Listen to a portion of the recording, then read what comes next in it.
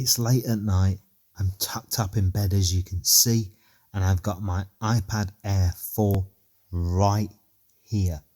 I've been doing some late night sketching and I like to keep that up virtually every night if I can. These are all the sketches that I've been doing. They're really cool. I've got videos of all of these kind of things and I'll be showing those off to you. But tonight I'm going to crack on and do some more sketching. So stick with me for that right here. If you can do some sketching too, then do that. I just do about an hour and a half kind of every night if I can get that in, or maybe in the mornings too if I haven't managed to do it the night before. Okay, let's get down to this right now.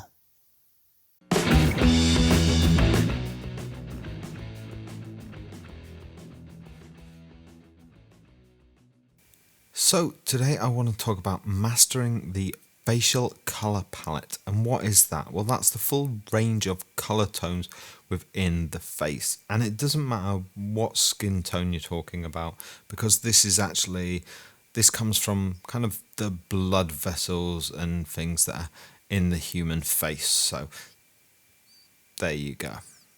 We're going to start off with a quick pencil sketch of a 3/4 head turn here, so not to the front, not to the side, but from a 3/4 angle.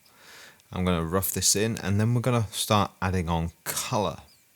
So we're starting with areas like the nose, the ears, and just underneath the eyes with more of a pinkish tone. Why? Because they are the areas with more blood. And around the forehead and back of the neck, etc., you can see I've added more yellow, and the chin and the thicker areas I've gone for a warmer orange, which means they've got some blood but not as much blood. You see where I'm going with this? These are all the areas with more blood in them. You see that I didn't use a white background to begin with, because that would have made it slightly harder for myself. Now, I'm going for a darker palette overall.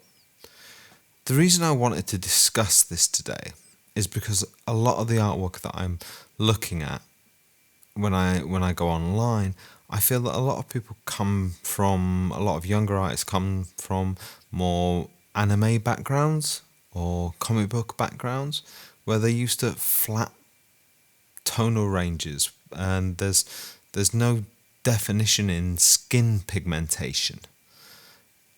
A lot of younger people don't know about things like this. They haven't studied anatomy, so they really don't know about skin tonal ranges, the colour palette.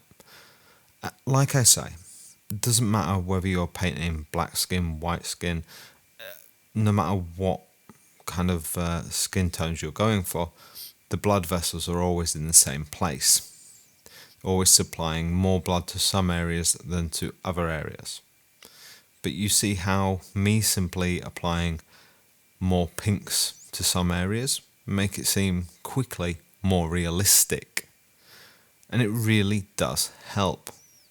Now, you can do this on a completely separate layer and then quickly turn down the opacity, which will ultimately help you to have more control over how cartoonish it looks. This is a very, very quick sketch, just to overly emphasize exactly what I'm doing.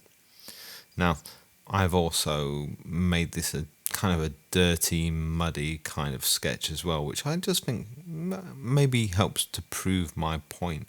Now, what I can do, because this is a male, I can also add some blue around the lower jaw, which always gives the impression, if I make it a kind of a bluey grey, always gives the impression of kind of a stubble, or at least some kind of growth, which is quite nice.